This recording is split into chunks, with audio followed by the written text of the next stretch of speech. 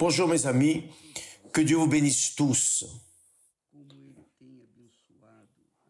Comme il bénit ma vie, qu'il vienne également vous bénir, et même davantage, parce que le plaisir du semeur est que sa semence vienne mourir pour pouvoir se reproduire, se multiplier pleinement. Ça, c'est la volonté de Dieu. Jésus a dit, si le grain de blé qui est tombé en terre ne meurt, il reste seul. Saviez-vous cela?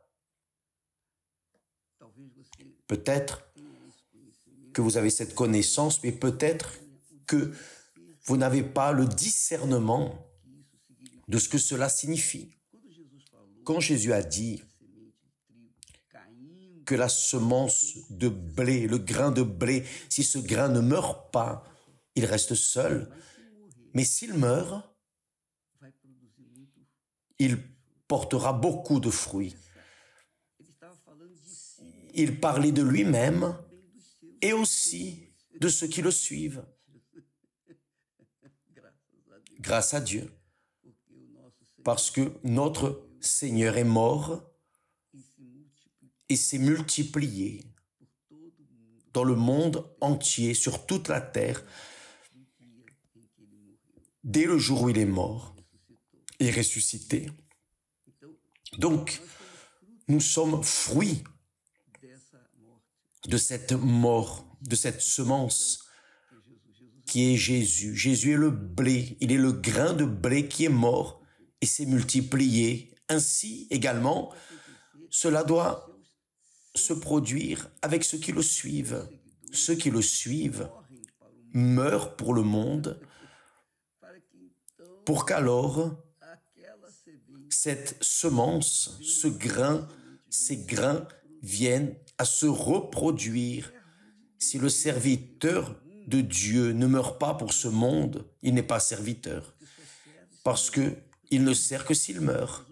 Si Jésus n'était pas mort sur la croix, il ne servirait pas pour être notre sauveur. Il fallait qu'il meure. Il fallait qu'il meure pour que vous, moi et tant d'autres naissent. Mais ce qui attire l'attention, c'est que Jésus se multiplie à travers ses serviteurs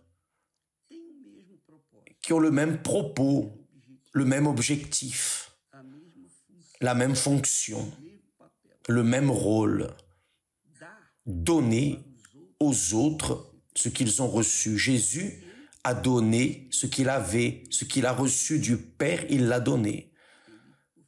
Il l'a offert. Et évidemment, à travers ses serviteurs, il se multiplie. Parce que ces véritables serviteurs proclament sa parole. Le véritable serviteur est celui qui parle la parole de son Seigneur. Par exemple, lorsqu'un pasteur, un missionnaire, un pasteur, une personne qui se considère serviteur, servante de Dieu, va sur les réseaux sociaux, parler, montrer quelque chose, si ce n'est pas la parole de Dieu, c'est vide, parce que nous ne donnons que ce que nous avons. Qui est de Dieu donne ce qu'il a en lui, qui est l'Esprit de Dieu, qui ne l'est pas. Fait comme un artiste, comme les artistes. Voyez, quand nous parlons de grains de blé, voyez ce que Jésus promet en relation au Saint-Esprit, à son Esprit. Il dit, d'abord, il dit, mais le Consolateur qui est le Saint-Esprit, l'Esprit Saint que le Père enverra en mon nom vous enseignera toutes choses et vous rappellera tout ce que je vous ai dit. C'est-à-dire, Jésus est mort, est ressuscité, il est monté au ciel et s'est assis à la droite du Dieu Père. Mais il n'a pas laissé orphelins ceux qui le suivent. Il a dit, quand le Saint-Esprit viendra, le Père l'enverra en mon nom. Le Père enverra en mon nom quand je partirai le Saint-Esprit. Jésus a dit à un autre moment, si je ne pars pas, le Saint-Esprit ne peut pas venir, car c'est ainsi. Je pense de cette manière, je crois de cette manière, moi, je crois de cette manière. D'abord est venue la manifestation du Père, n'est-ce pas? Le Dieu Père. Donc le Dieu Père qui a appelé Abraham, qui a parlé à Noé, le Dieu Père qui a parlé aux prophètes du passé. Ensuite, le Père est monté et a envoyé le Dieu Fils. Jésus est venu à travers Marie pour faire l'œuvre de la consommation du salut. Donc Jésus est venu, il est venu et resté ici 33 ans et demi, plus ou moins, et il a fait son travail. Il a accompli sa fonction. Le Dieu Fils est venu, il a donné sa vie, a servi le Père, et ensuite il est mort, ressuscité, et est monté au ciel. Il est retourné au ciel et s'est assis à la droite du Dieu Père. Finalement, est venu le Saint-Esprit, c'est-à-dire Jésus est remonté et il a envoyé le Saint-Esprit. Le Saint-Esprit est aujourd'hui sur toute la terre, cherchant des personnes, il recherche des personnes qui veulent mourir pour le monde, pour être utilisées par lui. Donc, si vous voulez recevoir le Saint-Esprit, vous devez mourir pour le monde. Si vous ne mourrez pas pour le monde, comment le Saint-Esprit va-t-il vous utiliser? Il ne peut pas utiliser votre être, votre pensée, votre intelligence, votre capacité de raisonnement si vous êtes focalisé sur le monde. Ce n'est pas possible. Ou Dieu ou le monde. Personne ne peut servir deux maîtres, n'est-ce pas ce que Jésus a dit? Donc, beaucoup de personnes ne reçoivent pas le baptême du Saint-Esprit à cause de cela. Parce qu'elles ne veulent pas renoncer au monde. Elles ne veulent pas renoncer aux choses, aux personnes. Elles ne veulent pas renoncer au monde. Elles restent partagées entre leurs êtres chers, leur famille, leurs rêves personnels. Elles restent partagées entre ce qu'elles portent dans leur cœur en relation au monde, fantaisiste, illusoire, et la parole de Dieu. Donc elles restent entre une chose et l'autre. Et ça ne marche pas. Comment une personne, une semence, un grain de blé peut-il naître sans d'abord être mort? Personne ne naît de nouveau sans être mort d'abord. Est-ce possible? Ce n'est pas possible. Donc, il faut tuer votre vieille nature, tout comme la personne a des rêves, n'est-ce pas?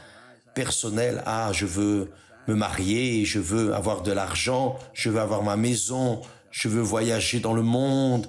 Elle a ses rêves personnels, ses projets personnels. C'est correct.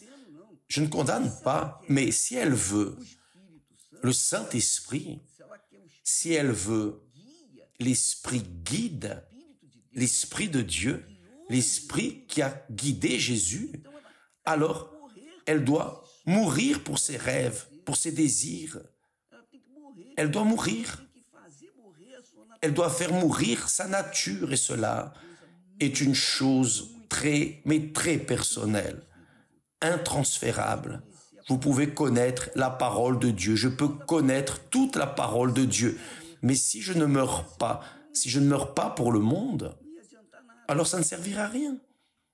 Parce que je ne pourrais pas servir Dieu et le monde. Ce n'est pas possible. Ce n'est pas possible. Mais les personnes essaient de concilier, elles essaient de combiner, servir Dieu le dimanche, les mercredis ou quelques jours de la semaine, et le monde les autres jours. Ça ne marche pas. Où vous êtes, où vous n'êtes pas.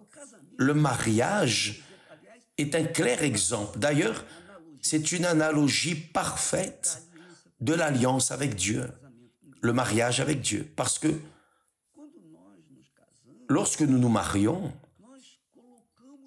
nous mettons toute notre force, toute notre vie, notre pensée, notre futur, nos projets, nos rêves dans ce mariage. Nous nous livrons à l'autre personne tout ce que nous avions. C'est arrivé à moi et vice-versa avec Esther. Donc, nous nous sommes mariés, non de corps, nous nous sommes mariés en esprit, âme et corps. Mon esprit avec le sien, c'est-à-dire mes pensées avec ses pensées, ses pensées avec mes pensées, mon âme avec son âme avec mon âme, et mon corps avec son corps, et son corps avec mon corps. De manière que nous sommes devenus un seul corps, une seule chair, une seule personne, disons ainsi. Physiquement, non, mais spirituellement, dans ma pensée, dans sa pensée, c'est ainsi. Donc, nous vivons dans cette dépendance l'un de l'autre. Nous vivons dans cette dépendance l'un de l'autre depuis plus de 52 ans. Donc, cela, c'est le mariage, c'est l'union dont Dieu a parlé, qu'il n'était pas bon que l'homme reste seul. Donc, il lui a fait une aide semblable. Cela m'est arrivé. Donc, je peux vous parler. Nous, les pasteurs de l'Église universelle, nous priorisons cette foi. Nous mourrons pour le monde et nous devenons une semence morte pour le monde, mais vivante pour Dieu, parce qu'il fait cette semence se multiplier. Pour recevoir le Saint-Esprit, ce n'est pas différent, c'est le mariage. Comment le Saint-Esprit va-t-il descendre sur vous si dans vos rêves, vous restez? Ce n'est pas possible, mes amis. Vous pouvez être une personne fidèle à l'Église, vous pouvez être une personne qui fait des œuvres de charité, vous pouvez être une personne très bonne, mais si vous ne mourrez pas pour le monde, le Saint-Esprit ne peut pas faire de vous une semence productive, reproductive. Et le mariage est un fait, c'est une réalité, c'est une démonstration de notre relation avec Dieu, disons ainsi, une analogie de notre mariage avec Dieu, notre alliance avec Dieu. Donc quand la personne meurt pour le monde, elle naît pour Dieu, car le propre Saint-Esprit qui agit aujourd'hui, le Saint-Esprit agit aujourd'hui, c'est lui qui est venu. Jésus a dit, quand le Saint-Esprit viendra, il vous conduira dans toute la vérité, il vous enseignera toutes choses.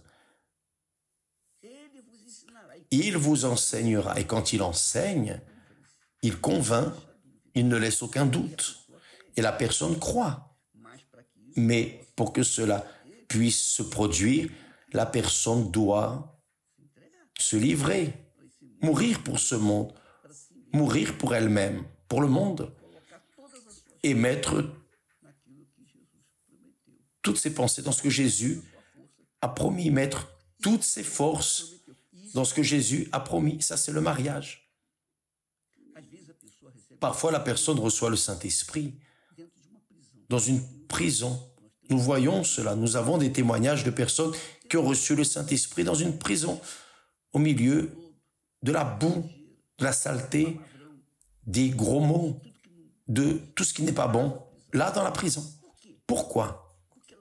Parce que là en prison, elle est tombée en elle avec une parole qu'elle a entendue, des Écritures sacrées, et elle a dit, oh mon Dieu, je veux changer de vie. En d'autres mots, je veux mourir pour ce monde, je veux vivre pour toi. Si tu m'enlèves de là, je vais te servir pour le restant de ma vie. Et là, Dieu enlève la personne de là.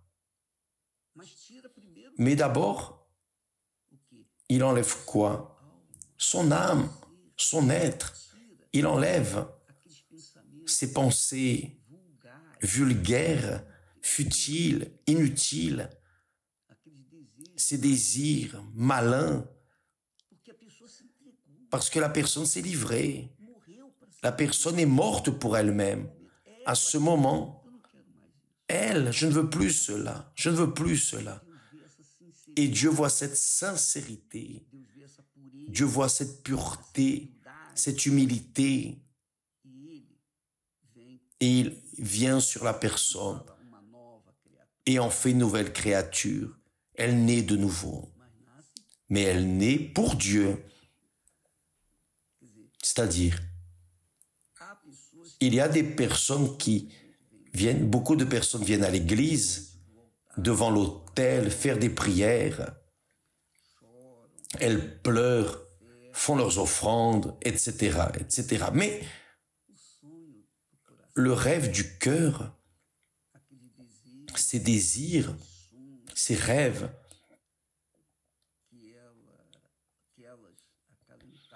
qu'elle caressait, continue. Alors, le Saint-Esprit ne peut pas occuper, il ne peut pas, personne ne peut avoir deux maîtres.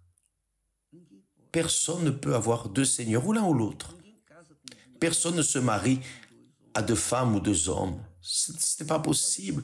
Vous pouvez même le faire. Mais ça va être un désordre. Vous n'aurez pas la paix. Vous allez continuer sans paix. Il n'y a rien à faire. Pour que vous puissiez véritablement recevoir le Saint-Esprit, véritablement, vous devez vous livrer à lui.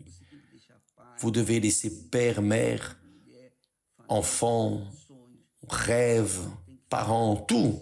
Tout doit rester au second plan. Jésus a dit cela. Jésus a dit, celui qui aime son père ou sa mère plus que moi n'est pas digne de moi. Qui aime son fils, sa fille, son frère, sa sœur plus que moi n'est pas digne de moi. Donc, quand la personne reçoit le Saint-Esprit, c'est parce qu'elle a été digne du Seigneur Jésus. Elle a mis tout ce qu'elle avait dans son cœur au second plan. Elle est morte pour elle. Elle est morte pour le monde. Et cela doit se produire avec vous, mes amis. Vous qui n'avez pas encore reçu le Saint-Esprit, qui n'avez pas l'esprit de la paix, vous êtes une personne peut-être même religieuse. Mais si vous n'avez pas la paix, vous savez si vous avez ou non. Vous pouvez dire à tout le monde que vous avez la paix, mais votre semblant, votre face ne montre pas cela. Donc, faites attention. Si vous voulez recevoir le Saint-Esprit, si vous voulez naître de nouveau, si vous voulez être reproductif, vous devez faire comme le Seigneur Jésus a fait. Il est mort. Il a été le grain de blé qui a donné sa vie. Il est mort pour pouvoir alors se multiplier. Et il va se multiplier dans les personnes qui croient en lui, qui meurent pour le monde et vivent pour lui. C'est ce que j'aimerais que ce qui arrive avec vous. Le jour où cela arrivera, vous pouvez être sûr que vous serez la personne la plus heureuse du monde. Vous serez la personne la plus heureuse de la face de la terre. Il y aura des personnes aussi heureuses que vous, mais plus non. Vous serez aussi heureuse que moi. Et c'est ce que je veux, que vous soyez aussi heureux que moi. Aussi heureux au minimum. Vous ne le serez pas plus parce qu'il y a un seul esprit. Le seul esprit est un seul. Donc, mes amis, Jésus a dit que quand le Saint-Esprit viendra, il vous conduira. Ici, il dit, il vous enseignera toutes les choses. Et le mieux de tout cela,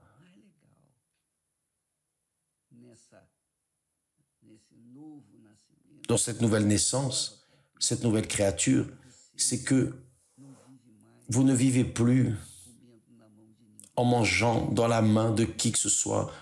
Vous cessez de manger dans la main des autres pour manger dans la propre main de Dieu. Le Saint-Esprit va vous conduire, mais c'est quelque chose de très personnel. Chacun doit faire sa part. Avez-vous compris? Là, oui, il dit, je vous laisse la paix, je vous donne ma paix, c'est-à-dire, la personne qui a le Saint-Esprit a l'esprit de la paix, il a la paix. Il y a des luttes à l'extérieur, mais à l'intérieur, il y a la paix. Et personne n'enlève cette paix. Personne n'enlève cette paix. Parce que c'est le Saint-Esprit qui est là. Lorsque nous avons cette expérience, nous devenons véritablement la personne la plus heureuse de la face de la terre, la plus heureuse. Il n'y a personne plus heureux que nous. Même avec toutes les luttes et problèmes, nous sommes heureux parce que nous avons celui qui nous conduit, qui nous enseigne toutes les choses dont nous avons besoin de savoir, bien sûr. Que Dieu vous bénisse tous. Allez aujourd'hui à l'église avec cette pensée. N'allez pas à l'église pour accomplir une obligation. Ne faites pas ça. N'allez pas à l'église, j'y vais parce que je dois y aller. Non, allez avec soif, allez avec faim, allez avec le désir plus grand que tout pour connaître Jésus, avoir une expérience avec lui dans la personne du Saint-Esprit. Allez pour livrer votre vie à lui sur l'autel, mourir pour ce monde, pour qu'alors vous puissiez vivre pour toute l'éternité avec Jésus.